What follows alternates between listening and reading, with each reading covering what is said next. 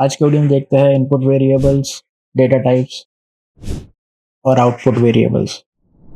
नमस्कार दोस्तों, Terraform series में स्वागत है। वेरिएबल्स को देखने के पहले हम एक प्रिंसिपल के बारे में जानते हैं, डोंट रिपीट योरसेल्फ। इसे शॉर्ट में ड्राई भी कहते हैं। तो ड्राई प्रिंसिपल क्या कहता है, जो भी आपकी इंफॉर्मेशन है वो इंफॉर्मेशन का एक सिंगल सोर्स ऑफ ट्रुथ होना चाहिए। हमारे केस में जैसे हमने पोर्ट नंबर यहाँ पे 8080 3 बार मेंशन करा, तो जब हम इस पोर्ट नंबर को चेंज करना चाहते हैं, सारी जगह पे चेंज करना हम भूल सकते हैं, तो इसीलिए हमें वेरिएबल्स की जरूरत पड़ती। अब वेरिएबल टेराफॉर्म में हम कैसे बनाएंगे, तो वेरिएबल करके कीवर्ड है। वेरिएबल मैंने यहाँ पे नाम दिया, नेम दे देता अभी के लिए, और इस नेम में हमें कुछ ऑप्शंस मिलते हैं। सबसे पहले आता है डिस्क्रिप्शन। डिस्क्रिप्शन में आप कोई भी एक इंफॉर्मेटिव सा सेंटेंस डाल दो जो कि इस वेरिएबल को डिफाइन कर सके। फिर एक डिफॉल्ट पैरामीटर आता है। डिफॉल्ट पैरामीटर मतलब अगर इस वेरिएबल को कोई वैल्यू नहीं पास करी तो डिफॉल्ट कौन सी वैल्यू लेगा, हमारे केस में 80 दे देता है। फिर टाइप आता है, तो ये जो वेरिएबल है ये किस टाइप का वेरिएबल स्टोर करेगा। तो बुल अगर हम लेते हैं तो बुलियन है, और 8080 कोई बुलियन है नहीं, 8080 नंबर है, तो हमें यहाँ पे नंबर देना पड़ेगा। इसके बाद एक आता है वैलिडेशन। अब वैलिडेशन में हम कंडीशन दे सकते हैं, जो भी वेरिएबल हमने स्टोर करा कि उस वेरिएबल को किसी एक पर्टिकुलर रेंज में रखना है। अब जैसे कि ये हमारा पोर्ट नंबर है, तो पोर्ट नंबर की रेंज होती है 0 से बड़ा होता है पोर्ट नंबर, और 65,353 से छोटा होता है हमेशा। तो हम यहाँ पे कंडीशन दे सकते हैं कि var.name जो है वो 0 से बड़ा हो, और var.name जो है वो 65,353 से छोटा हो।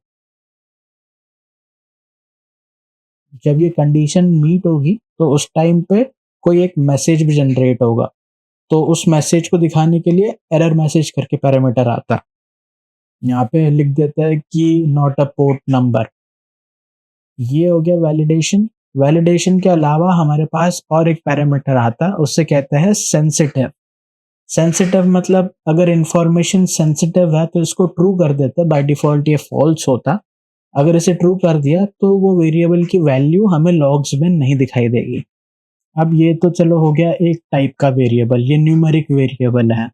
तो डेटा टाइप्स और भी अलग अलग टाइप के होते हैं।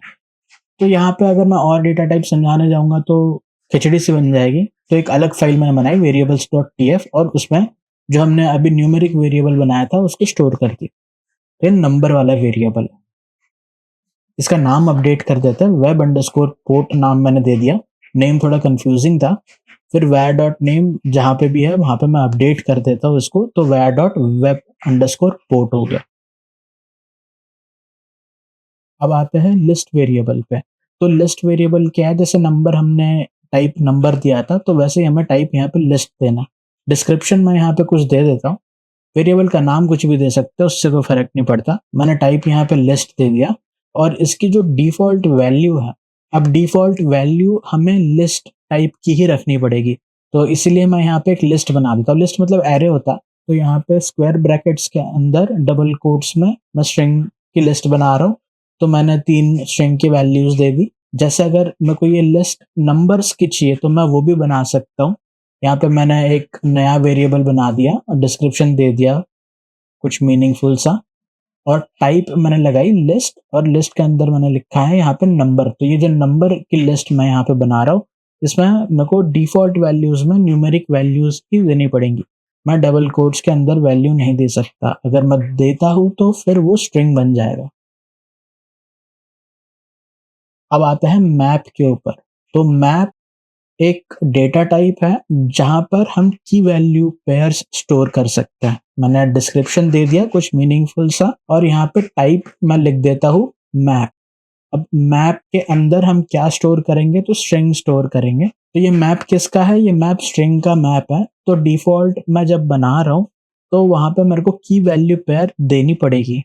तो की वैल्यू पेयर में जो स्टार्टिंग का नेम इक्वल टू वैल्यू लिखा हुआ, ये नेम अगर डबल कोट्स में ना रखे तो चल जाता है। नेम को कह दिया की 1 और वैल्यू को कह दिया की 2। ऐसे ही मैं कितने भी रख सकता हूँ। तो मैंने एक दूसरा पेयर बना दिया, उसको की 2 वैल्यू 2 बना दिया। वैसे ही की 3 वैल्यू 3 बना सकते हैं। बट इसमें तुम देखोगे तो सारे जो मैप के आइटम्स रखे हुए हैं वो स्ट्रिंग फॉर्मेट में ही है। अगला टाइप जो है वो हमारा ऑब्जेक्ट आता। अगर हमने एक स्ट्रक्चर बनाना है अलग अलग डेटा टाइप्स का इस्तेमाल करके, तो हम क्या करेंगे, हम टाइप में ऑब्जेक्ट देंगे और ऑब्जेक्ट एक सर्कल ब्रैकेट से स्टार्ट होता है और उसके अंदर कर्ली ब्रेसेस होता है। फिर उसके अंदर हम एक पर्टिकुलर की पे डेटा टाइप मेंशन कर सकते हैं। जैसे नेम अगर हमें चाहिए यहाँ पे तो वो स्ट्रिंग टाइप का होगा। फिर एज है तो वो मैंने यहाँ पे नंबर टाइप का ले लिया। इसके अलावा अगर हमें कुछ और फील्ड्स चाहिए अलग डेटा टाइप की तो मैंने टैग्स ले लिए, इसको मैंने लिस्ट बना दिया। ये लिस्ट हमारी स्ट्रिंग की हो सकती है, न्यूमेरिक हो सकती है। फिर अगर मैं यहाँ पे कोई बुलियन वैल्यू चाहता हूँ तो एनेबल्ड इक्वल टू बुल कर दिया। तो ऐसे मेरे को डिफॉल्ट में सारे आइटम्स की वैल्यू देनी पड़ेगी। तो नेम, एज, टैग और एनेबल्ड करके। तो अगर यहाँ पे कोई डेटा टाइप मिसमैच होगी तो फिर हमें एरर भी आ सकता है। जैसे मैंने ऑब्जेक्ट के पैरामीटर्स बना रखे हैं, मेरे को वैसे ही डिफॉल्ट में वैल्यूज पास करनी है। अगर मैंने कोई वैल्यू और डेटा टाइप मिसमैच कर दिया तो एरर आता। एरर का एग्जांपल देखते हैं हम लोग कि एरर कैसे आएगा। इस वेरिएबल का नाम ही मैं दे देता हूँ ऑब्जेक्ट विद एरर एग्जांपल। यहाँ पे कुछ मीनिंगफुल सा डिस्क्रिप्शन दे देंगे। टाइप में जो मैंने ऊपर लिखा हुआ है मैं वही कॉपी पेस्ट कर देता हूँ ऑब्जेक्ट के अंदर। वैसे ही मैंने डिफॉल्ट सीधे सीधे उठा के कॉपी पेस्ट कर दिया। अब यहाँ पे जो एनेबल्ड है ये बुलियन है फिलहाल, तो ट्रू या फॉल्स वैल्यू लेगा। बट अगर एनेबल्ड को मैंने कोई स्ट्रिंग वैल्यू पास कर दी, इसका मतलब वो बुलियन नहीं रहा, अब स्ट्रिंग हो चुका है। बट हमने जो डेटा टाइप है वो बुलियन ही डिफाइन करा हुआ है। तो क्या होगा अगर हम टेराफॉर्म इनिट प्लान अप्लाई चलाएंगे तो उस टाइम पे हमें ये एक एरर आए कि invalid default value for variable. यहाँ पे जो वैल्यू हमने डिफाइन करी है वो मैच नहीं करती उसके डेटा टाइप से। तो ऐसी अगर तुम कभी एरर देखो तो समझ जाना कहाँ पे गलती हो सकती है। जो हमने वेरिएबल डिफाइन करा है, अब इस वेरिएबल का हम रेफरेंस पास करेंगे हमारे कॉन्फ़िगरेशन में। तो वेब अंडरस्कोर पोर्ट जो है उसे हम कॉल कैसे कर सकते हैं, तो फ्रॉम पोर्ट नंबर में मैं वैर डॉट वेब अंडरस्कोर पोर्ट दे देता हूँ। तो ये हमारे वेरिएबल से उठा लेगा वेब अंडरस्कोर पोर्ट को। इसी को मैंने टू पोर्ट में भी दे दिया, ठीक है। और जब मैं इसको यूजर डेटा में देने की कोशिश करूंगा तो यहाँ पे क्या है, यूजर डेटा में एक्चुअल में हम एक EOF वाला फॉर्मेट दे रहे हैं, ठीक है। तो एक सॉर्ट ऑफ स्ट्रिंग होती है ये, और स्ट्रिंग के अंदर हमें अगर वेरिएबल देना है तो हमें स्ट्रिंग इंटरपोलेशन का इस्तेमाल करना पड़ता। तो इसे कैसे करेंगे, हम एक डॉलर साइन देंगे और उसके बाद करली ब्रेसेस देंगे। करली ब्रेसेस के अंदर मैंने वैर डॉट वेब अंडरस्कोर पोर्ट लगा दिया। तो अब ये उस वैल्यू को स्ट्रिंग के साथ कनेक्ट कर देगा। अब हमने रेफरेंस भी दे दिया, वेरिएबल भी बना दिया, बट इस वेरिएबल को हम वैल्यू कैसे देंगे। अगर लेट्स से हमारे पास डिफॉल्ट नहीं होता, ठीक है, 8080 हमारे पास नहीं है, तो फिर क्या होता, पहले ये चेक करता। मैंने यहाँ पे डिस्क्रिप्शन चेंज कर दिया पोर्ट का थोड़ा सा, कि port number for web application इस टाइप का कुछ मीनिंगफुल सा देता है। और टेराफॉर्म प्लान चलाता है। टेराफॉर्म प्लान में वही वेरिएबल का नाम दिया जो हमारा डिस्क्रिप्शन है वो प्रिंट हो गया। और यहाँ पे इसने वैल्यू पूछ दी कि कौन सी वैल्यू देनी है हमने इस वेरिएबल को। अब 8081 देने के बाद यहाँ पे इसने जहाँ पे भी पोर्ट लगाना था वो लगा दिया। बट अगर मैंने डिफॉल्ट वाला कमेंट नहीं करा हुआ तो जैसे मैं प्लान करता हूँ ये डिफॉल्ट वैल्यू उठा लेता है, क्योंकि हमने कोई वेरिएबल इसको पास नहीं करा हुआ। और जनरली हम डिफॉल्ट वाला रखेंगे, वहाँ पे हम डिफॉल्ट बिना डिफॉल्ट के चलाएंगे तो है नहीं। तो इस केस में क्या करना होता है, हमें एक -var करके ऑप्शन आता है, हम वो पास कर सकते हैं। तो टेराफॉर्म प्लान, उसके बाद -var डबल कोट्स में वेरिएबल नेम और पोर्ट नंबर दे दो। तो web underscore port equal to 9090 दे दिया इस बार। ये चलाया, यहाँ पे देख सकते हो कि पोर्ट नंबर अपडेट हो गया। तो इसने डिफॉल्ट वैल्यू नहीं ली, जो हमने रन टाइम पे पास करा था var ऑप्शन में, इसने वो वैल्यू उठाई है। तो इन सब तरीकों में से जो सबसे वाइडली यूज तरीका है वो एक var फाइल पास करने का। इसके लिए हमें एक फाइल बनानी पड़ती है जिसका नाम तुम कुछ भी दे दो, बट .tf_vars करके एक्सटेंशन होना चाहिए उस फाइल का। इस फाइल में सीधे वेरिएबल का नाम लिखना और इक्वल टू जो भी वैल्यू पास करनी है। तो हमारे केस में web underscore port equal to 9191 port दे देते हैं।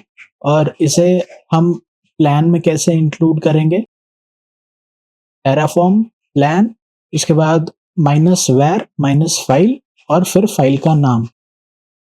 और ये चलाते ही देखना तो यहाँ पे जो पोर्ट नंबर है वो 9191 आ जाएगा। ये सबसे फेमस तरीका है, जनरली सारे लोग यही तरीका इस्तेमाल करते हैं।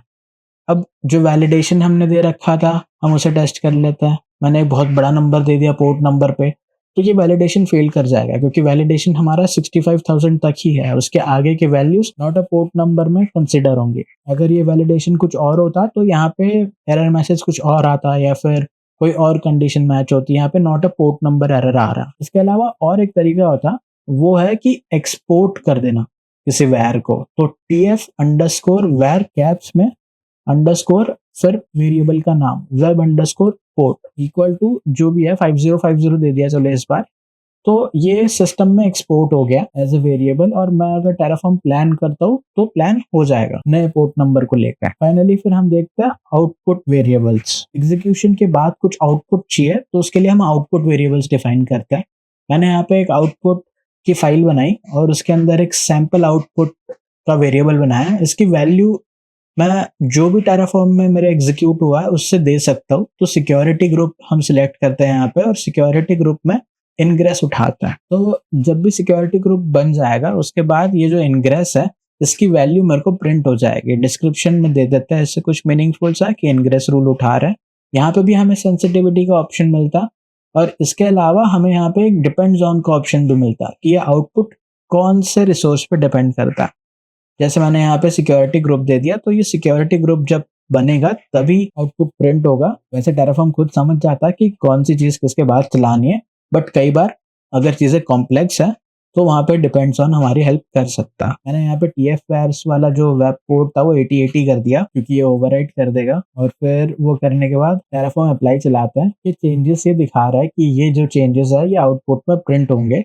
मैंने इसे यस कर दिया। ये हमारा आउटपुट रेडी है सैंपल इक्वल टू सेट। तो इसने एक अलग डेटा टाइप इस्तेमाल करी है सेट वाली, और उसके अंदर काफी सारी चीजें हमें पास कर रहा है। तो जो फ्रॉम पोर्ट नंबर है, टू पोर्ट नंबर है, प्रोटोकॉल का टाइप हो गया, IPv6 का अगर मेंशन करा हुआ, CIDR का ब्लॉक है, तो ये सारी चीजें हमें दिख जाती है। तो ये तो चलो ठीक हो गया, बट हम इसे इस्तेमाल कैसे करेंगे? जब भी हमें पब्लिक IP की रिक्वायरमेंट हो तो हमें ब्राउजर पे जाके वापस चेक करने की कोई जरूरत नहीं है। हम आउटपुट में ही इस पब्लिक IP को प्रिंट कर सकते हैं। इसमें हमने वैल्यू क्या देनी है कि AWS इंस्टेंस डॉट माई इंस्टेंस, जो भी इंस्टेंस का नाम है, उसके बाद पब्लिक अंडरस्कोर IP। डिस्क्रिप्शन में ऐसे कुछ दे दिया। और मैं अगर यहाँ पे टेराफॉर्म अप्लाई करता हूँ तो ये इंस्टेंस रेडी था तो इसने पब्लिक IP दे दी। अगर ये रेडी नहीं होता तो फिर हम वेट करते हैं इसकी जनरेट होने का। अब यहाँ पे ब्राउजर में अगर IP और पोर्ट नंबर डालोगे तो जो हमारा एक्सपेक्टेड आउटपुट था वो तो आ गया है, बट इसके अलावा एक टेराफॉर्म की आउटपुट कमांड भी होती है। तो खाली टेराफॉर्म आउटपुट चलाने से जो भी आउटपुट अवेलेबल है वो मिल जाता।